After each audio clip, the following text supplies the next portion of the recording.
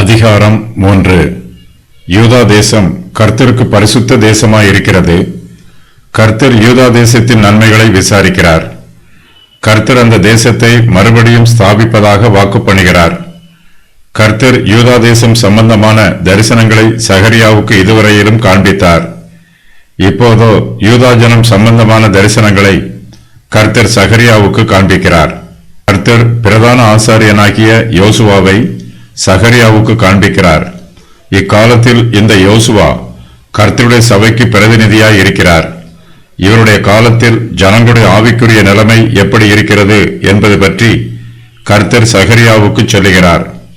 சாத்தான் பிரதான ஆசாரியனாகிய யோசுவாவுக்கு விரோதம் செய்கிறான். கர்த்தர் சாத்தானை கடிந்து கொள்கிறார்.